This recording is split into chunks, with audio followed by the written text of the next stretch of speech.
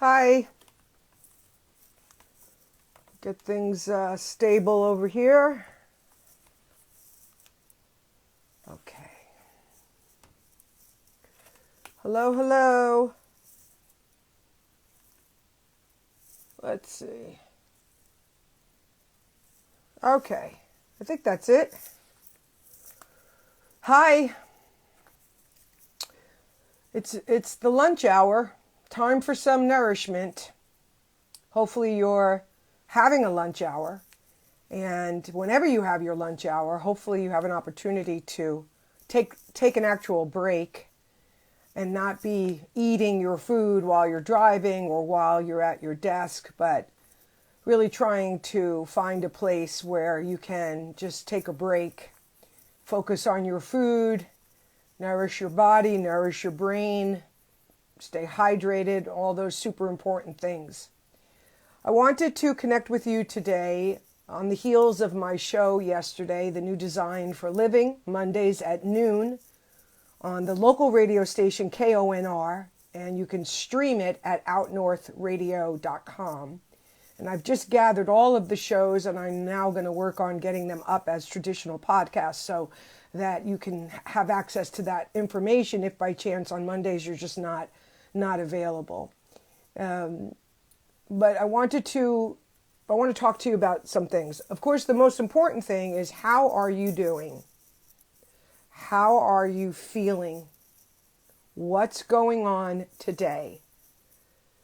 How is your mental health? How is your emotional health? Your spiritual health? Your physical health? What are you struggling with? What's concerning? What did you do that was new for you that you feel really good about? Okay? So please share. I care. Yesterday on the show, and I've got some notes here as I'm looking down at them. Yesterday on the show, we were talking about, in the new design model, we go from there's an aspect of government and politics. You know, we are clearly seeing the old design model not just collapse, but is being intentionally dismantled. And suddenly, our democracy and our Constitution is at the forefront of our lives. Perhaps, I know for myself, something I took for granted. I mean, in the last 4 years or so, I've been more attuned to the fragility of the Constitution and of our democracy. And I've come to realize that I need to be more active and attuned to it. But certainly what's happening right now is unprecedented.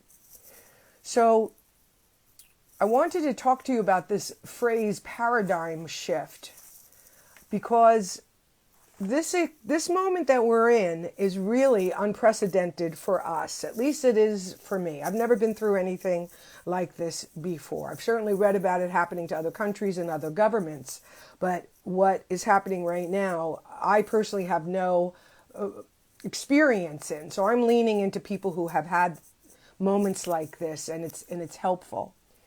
But I want to really spend a few minutes with you today to really talk about not just what is happening right now and the opportunities that we have right now to respond and prepare.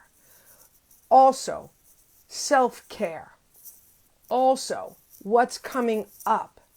But perhaps even more, if not equally important, is the big picture and what we can see when we zoom out, or as I like to say, climb the tree for perspective that you can only get when you have taken yourself out of that which binds, entangles us, and has our full attention. So the definition of paradigm shift, change that happens when the usual way of thinking about or doing something is replaced by something new and different. paradigm shift, change that happens when the usual way of thinking or doing, living or being, right? Whatever word you want to put there, everyday living, is replaced by a new and different way. So that is why we're in a paradigm shift right now. We were also in a paradigm shift during COVID. In this moment, change is being imposed upon us. In that moment, change was being imposed upon us. And that was a paradigm shift. The lockdown was a paradigm shift.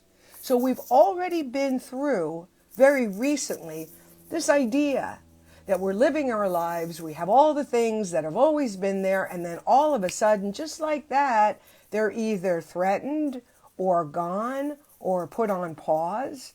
And it's outrageously unsettling because we lean on these things. We rely on these things. We build our lives upon these things. These are the guardrails. These are the things that help our lives make sense. When we change them, that's very different. That's an intentional change that we have decided to take. But when it's imposed upon us, it triggers a whole slew of feelings and emotions and thoughts that are worthy of this time together to break down, and take a look at. Another definition of paradigm shift is a fundamental change in approach or underlying assumption. So what would be an underlying assumption? Perhaps that the United States would always be a country that's built on democracy. An underlying assumption would be that the Constitution is our guiding principle. It's the guiding law upon which our government functions, all right? So we are experiencing a fundamental change in these underlying assumptions, all right? So just a few minutes to just describe, kind of wrap our brains around the sea change that we are in. What's also interesting is that a lot of times we see others going through a paradigm shift, and we have compassion or we don't, we're aware of it or we're not, whatever. But this is happening to us. It's happening to our neighbors, our friends, our relatives, our fellow Americans, and now it's our turn. So in the new design for living, we spend a lot of time redefining the core ingredients of change. Because in the old design model, those human experiences, chaos, confusion, and uncertainty, were defined in a way that had them being something we should avoid, something we should move through as quickly as possible, something that wasn't necessarily for our highest and best good. However, in the new design model, because we do the work to heal our relationship with change, we take the time to go back and see how change that was imposed upon us as kids might have created conclusions and beliefs that have perpetuated themselves in our lives as adults. And maybe you're having an experience of that right now. To the degree that we don't have a healed relationship to change, to the degree that we haven't really taken the time to see how change imposed upon us affected how we thought about life, it equates to how we might be personally experiencing this change imposed upon us. So I have a lot of respect. I've talked to as many people as I can. There are some people that are very charged. They're having, trauma triggers around this. They're in fear. They're concerned. All of that is natural and understandable. But what we want to try to do, or rather end, what we want to do is to learn how to feel those feelings in a way that allows them to pass through us versus settle in us and take over us. Because right now, during this time, we want to be clear-headed, we want to be healthy, and we want to be available for what's happening. You can't hold this experience. Let it pass through you. If you're in the news, you're reading articles, you're watching videos, I hope that you're able to do it in a way that allows it to pass through you. Now, as it passes through you, you'll get information about what's important to you. And that information can help you know what steps are yours to take. But you have to be mindful of how much your nervous system can handle. And this is a really good time to be tuned in to your nervous system. And whatever your mind says, your mind is not your body. Your mind is not your nervous system. Your mind is not your adrenal support. Your mind is not your hormonal matrix. Your body is. And so where the mind may say, keep pushing, ignore it, have that drink, whatever, it's important to really be in relationship with your body, because your body is moving you through space and time right now, and to give yourself what your body needs. I was talking about this on the show, that back in, December of, earlier in 2020, when I was in the lockdown in New Jersey, my mom died. It was horrible. I was as dead as you can be and still be walking around. I was in a suicidal state. It was horrible. And a voice said to me one morning, "What do you need?"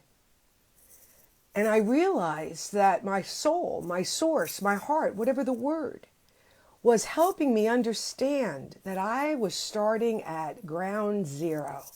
And so I started to ask myself those questions. That question, what do you need? The first thing I heard myself say was a shower. I took a shower. And I got used to asking myself, what do you need? Because in my upbringing, I wasn't necessarily the first one to be served. It was a beautiful upbringing of being in service to others, but I just missed the other half of the teaching, which was how to serve myself.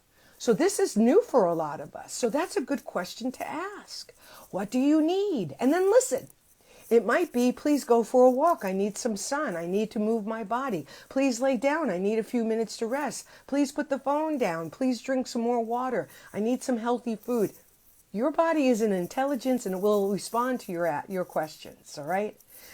So that's a little bit about self-care. That's a little bit about that we are experiencing by intention an overwhelming amount of information that our bodies, our minds, our hearts are not designed to be present with 24/7. And I know my mind is like, you got to be with it all the time. The house is burning down if you walk away. And I do experience the stress of taking a break and resting. But what I remember is I've made a promise to myself that if I want my body to take me through this massive paradigm shift and be here for the beauty that's coming on the other side of this snake that's shedding its skin. Do you think it's an accident that the Chinese New Year this year is a snake shedding its skin? Come on. There are so many signs right now from the world a little bit beyond the world that we live in that I find deeply comforting. All right. So self-care. And if you're doing self-care, please make a note of what it is that you're doing that might be helping you stay more grounded. That might be new for you as it relates to how you show up for yourself. In the new design for living, when we talk about government, we're talking about a paradigm shift. In the new design for living, government is something that is created.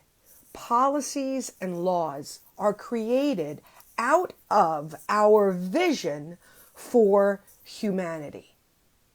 Now listen to that again. In the new design model, when we talk about government, how we govern, all right, laws, policies, those come from our first conversation, which is what is our vision for humanity? And that is why we are in part in this experience. Because as Esther Hicks says so beautifully in the work she does, is that there is nothing oftentimes more important and more powerful than contrast. We are having contrast right now.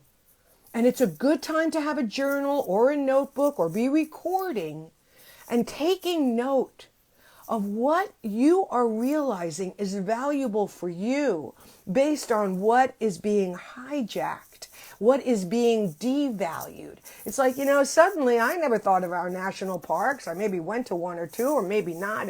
But now all of a sudden I'm having an awakening of, now I think they're important. So these are the kinds of aha moments in the new design for living that are super important. Why? Because you and I, in the new design, we are the architects. Now, is it challenging to be thinking this way while we see what's going on? Yeah, but it doesn't mean it's not doable because I'm doing it. Maybe you're doing it too. But what this also does is it changes our involvement and our interaction and our relationship to what is happening in a way that is very helpful. So we use this time in part to identify, what do I value based upon what is being devalued?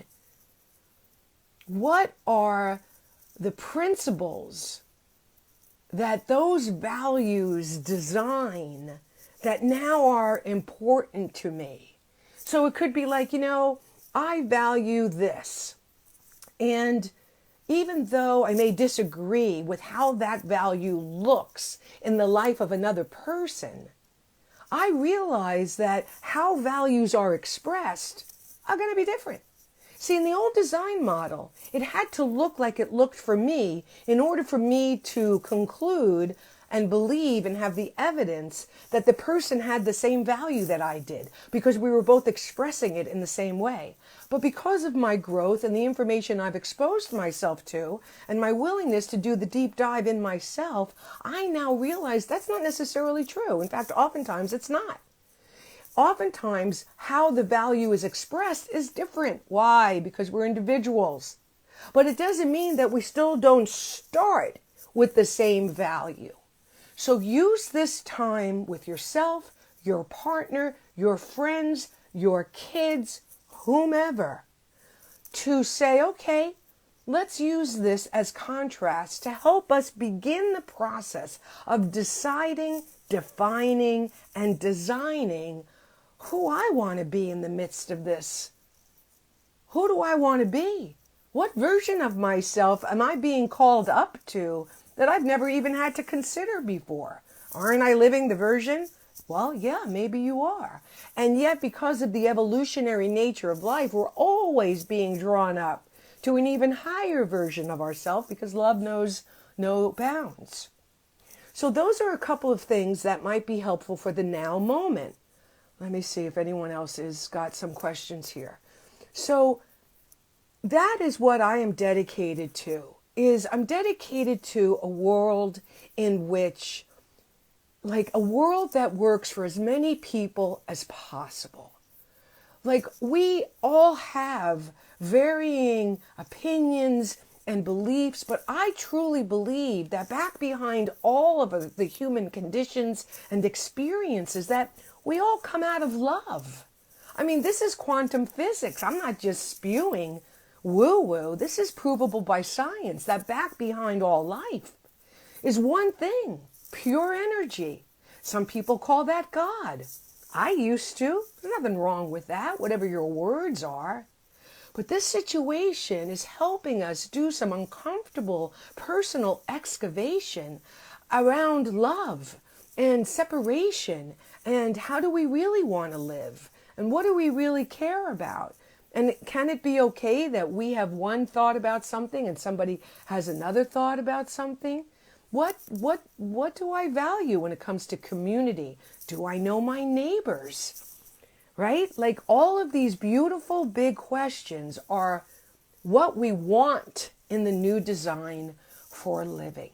Because the organic nature of life is that it is ever unfolding to a higher and higher possibility. And I've said this many times, it's hard to acknowledge our part in things, whether it's a disagreement or a collapse of a way of living. But if you think about all the work that you've done on your journey of self-evolution, the books you've read, the people you've watched, the podcasts you listened to, the workshops, right? We have been stirring the pot of self-growth and self-realization and self-actualization for over 20 years, the self-help movement. And so oftentimes what happens is when you grow and expand and change, what do they say? The new skin cannot hold the old wine. We as humanity have been massively altered by what happened during COVID and the lockdown. I'm telling you, that was the first massive paradigm shift in this evolution that we are in. So there are some immediate things to consider. Some people, and I know some of these people, some of them are friends, are in alignment with what is happening. And I have to do my spiritual practices so I can walk my talk and see through separation to that place of love that unites me with them. That's the tough work of the new design for living, because it's not an either or.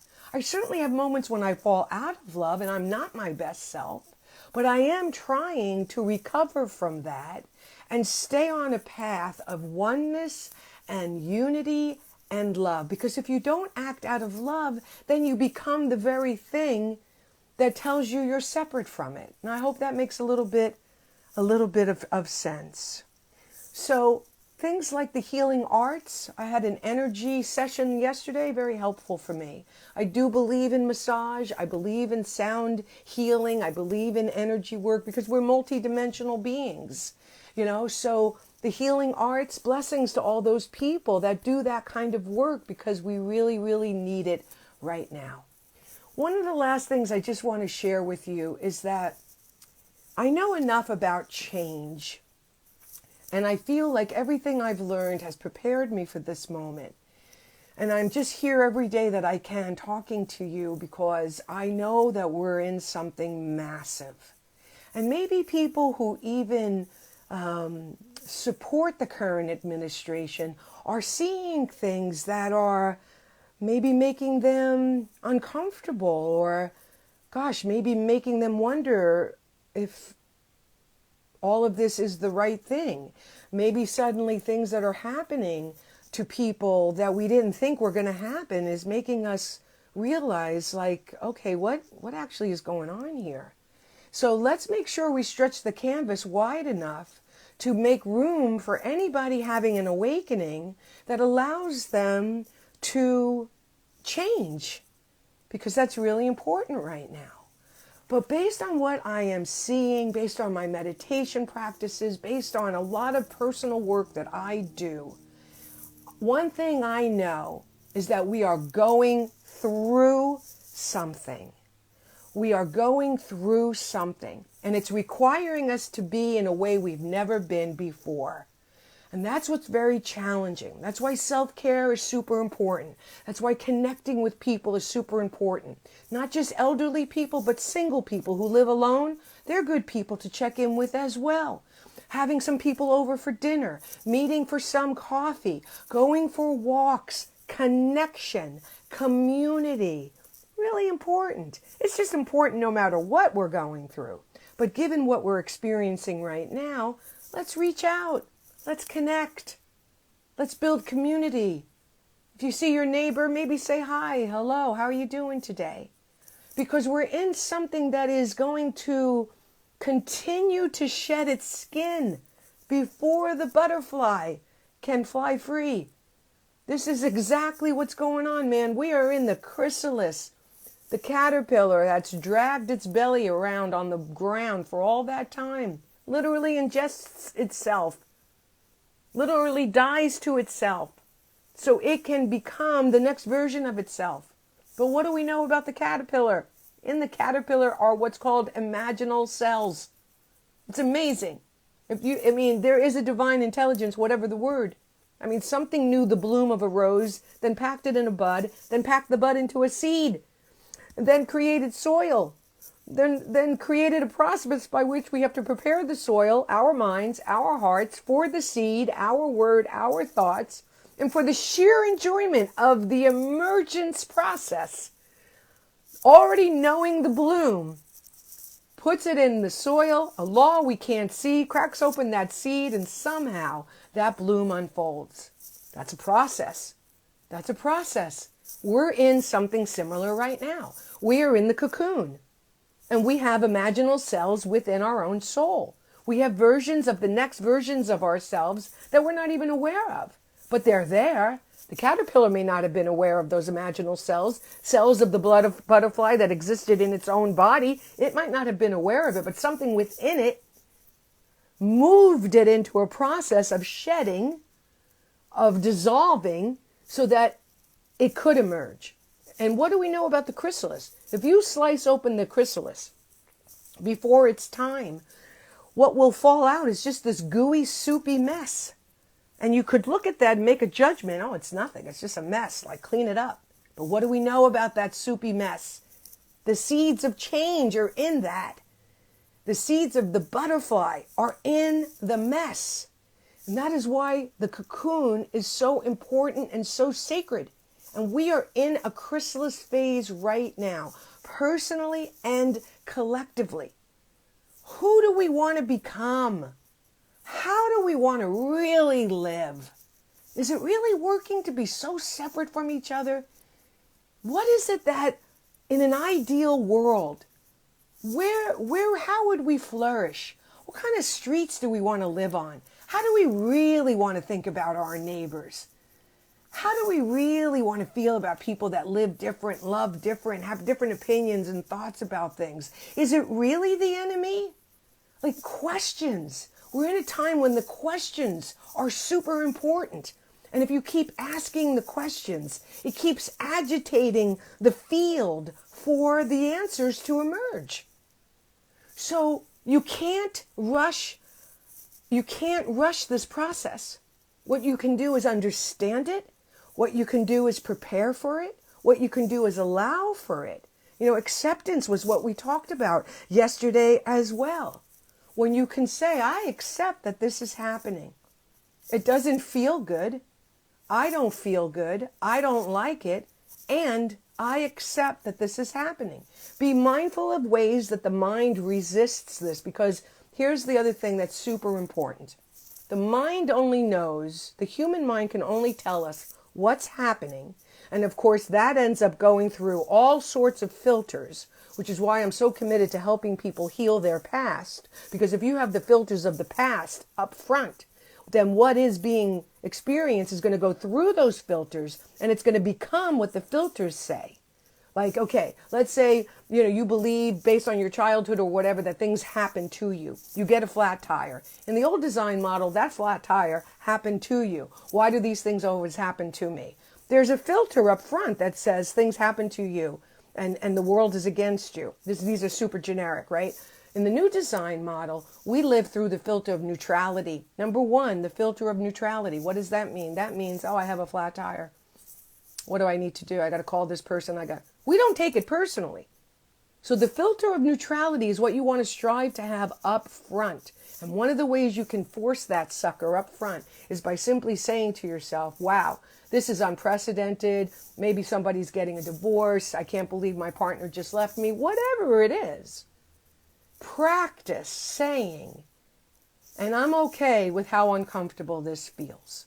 When you say things like that, you're acknowledging what's happening, you're acknowledging what you're feeling, you're expressing compassion to yourself, and you're also separating enough from yourself to bring something to the one that's struggling, while the one that perhaps is what I would call the higher self is bringing that compassion to yourself. I hope that makes some sort of sense. Let me see if anybody's, let's see, Patrick and Rhonda and Terry and Nancy and Kathleen, Marianne, Alfred, thank you all for tuning in. Again, I would love some questions, some comments, whatever it is that you might want to talk about. So understand, we are in something that is unprecedented. In a way, whether we believe it or not, accept it or not, for me, we've called it in because we have evolved to a higher version of ourselves. I mean, how much longer are we doing war? You talk about an old design model based out of separation, duality, us versus them, good and evil. I don't know about you, but I'm done. So what does that mean? I don't live in that world. I'm creating my own world. I have been so in the new design for living. It's kind of blowing my mind because what's happening? I'm changing. I'm changing. I have to make a decision every day. Am I going to love or am I going to hate? I have to make a decision every day. Why? Because I want to be on the path of oneness. I want to be on the path of unity. I want to be on the path of love. I want to leave a world for my nieces and nephews and their children that is different from the world that we're living in now. And so remember that if you don't come from love, you become the energy that is not love. And that's why we call it a practice, because it takes a lot to strengthen the muscle. When I started going to Planet Fitness, as much as I wanted, muscles in my resting state, do you think the first night I walked out, I achieved that? Of course not. What did I have to do? Strengthen my muscles. How do I have to do that? With practice. What does that mean? Discipline. Showing up for it. Right? So, anyway, my heart is full today, but I'm happy to have some time with you. I hope some of this has been helpful. Like one of the things I even realized is I don't even have any Band-Aids. I don't even have any Band-Aids. I was like, so what did I do yesterday? Not out of fear, no. Preparedness. Somebody's coming over for dinner. What do? You don't say, oh my God, my house is so dirty. I hope they're okay when they walk in. No, you clean the house. You set the table. So I printed out the FEMA list, and I think there's one other from, not the Salvation Army, somebody else. Because I don't have anything. Like, we have earthquakes here in Alaska. There's a lot of seismic activity going on. I want to be prepared. So now I'm thinking, oh yeah. And now I'm even thinking beyond that. I thought, wow, wouldn't it be beautiful for us to come together as a community and make emergency pact for low-income families that can barely put food on their table, let alone grab a knapsack that might have emergency supplies for them? That's how the new design for living speaks. That's how we live in the new design for living. Once we take care of ourselves, then we seek to help other people. Why? Because we love each other. Why? Because we all come out of the same stuff. Back behind the appearance of skin and bones and skin color and gender and all that stuff, we all come out of the same stuff. We all come out of the same stuff. And that's what makes it really hard. Believe me, oneness isn't for wussies. Unity consciousness is not for the weak. It's fierce. It's a fierce love. It's a fierce love. And though I never read the Bible, I'm very inspired always by that story when Jesus goes into the Garden of Gethsemane because he's about to face his death. What do you think? He wanted it? No. 3 times. He asks the God of his understanding. 3 times. 3 times. Can't you give this to somebody else? I don't want to be crucified. But he realized that he was being used to show the world they can kill you, but they can't take your life. Why? Because you're pure energy. You can't kill pure energy. So once he realizes and accepts what's his to do, what does he do? He goes into a deep state of love, unity consciousness, so deep that the apostles, they can't match it. They fall asleep. He comes out prepared to be the expression of love. What's the first thing he does? Unbelievable. Picks up the ear, puts it back on the guy that's going to take him to the cross. I mean, maybe not that severe, and probably not, but you know what I'm saying? Sometimes it feels like that. Sometimes it feels like I got to put the ear back on my enemy because I'm committed to the path of oneness. Anyway, all right. Anybody else got anything to say? Hello, Elizabeth. So, number 1, take care of yourself. Ask yourself, what do I need? And give it to yourself. All right. Number 2, reach out to others and reach out to people. Check in, connect, go for walks. All right. Number 3, prepare. Whether it's for a flood or an emergency, I don't know. Just make sure you got some stuff. I mean, I did buy extra food when I first came back, but I'm Italian and I ate it. So I'm not sure how to work that part out, but I will. But I need I need a first aid kit and some stuff like that. I just don't have, anything, for that. Ask yourself the question, what is mine to do? What is mine to do? It's going to be a different answer for everybody. But ask yourself, what is mine to do? And see if there's an answer that comes up for you. And be willing to consider these other languages. Like I know I'm going on about this, but I got to tell you one more thing. There's a woman named Pam Gregory. She's in the UK. Profound gift to the world.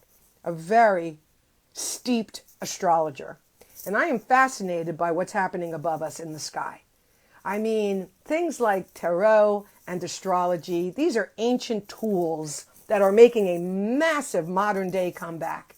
And, the idea that we have a major new moon on Friday, and the idea that I think all the planets, so there's been this massive planet alignment. I've been posting it on Facebook. It's been beautiful. Like Venus now has moved all the way to the western sky. Just amazing. On Friday, we're going to have these planets like all lined up in a way that has never happened in, I don't know, however many years.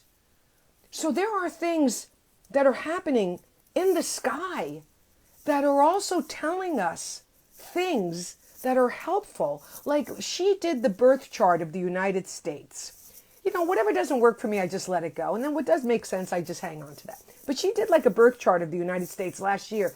And she was, from July 4th, 1776. And turns out the United States is in its Pluto return.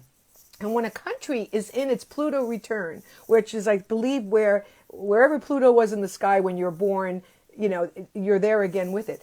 What do you think it means? Paradigm shift.